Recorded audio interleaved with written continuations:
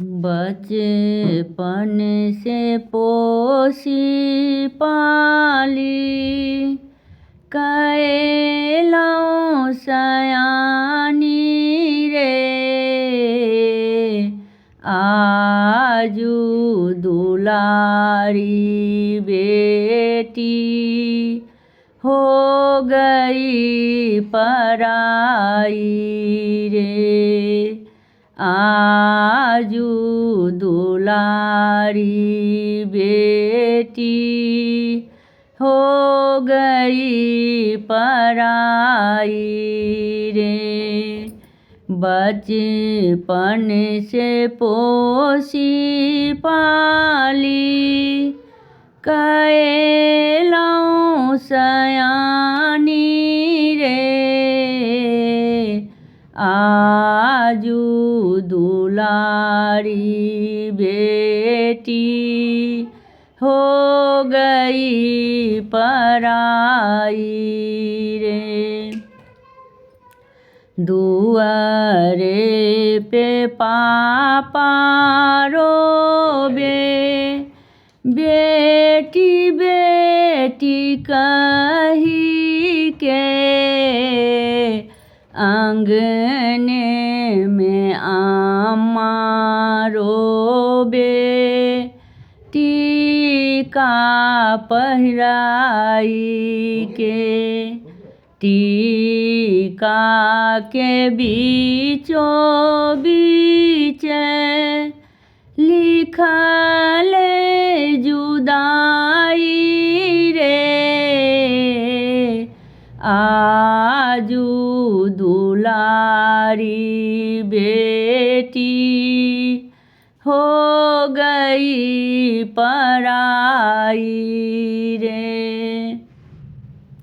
बचपन से पोसी पाली कैलौं सयानी रे। आजू दुलारी बेटी हो गई पराई रे। दुआरे पे चाचा रोबे बेटी बेटी कही के। आंगने में चाची रोबे नथिया पहिराई के। नथिया के बीचे बीचे लिखल जुदाई रे।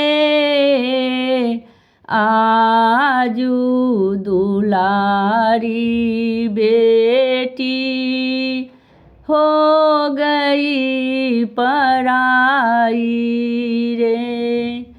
बचपन से पोसी पाली कैलौं सयानी रे। आजू दुलारी बेटी हो गई पराई रे। दुआरे पे भैया रोबे बहनी बहनी कही के। आंगने में भाभी रोबे नकलेस पहिराई के। नकलेस के बीचों बीच लिखल जुदाई रे। आजू दुलारी बेटी हो गई पराई रे। बचपन से पोसी पाली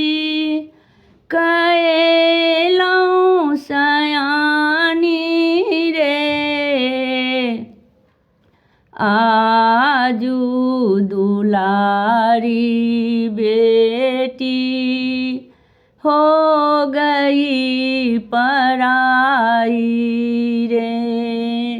आजू दुलारी बेटी हो गई पराई रे।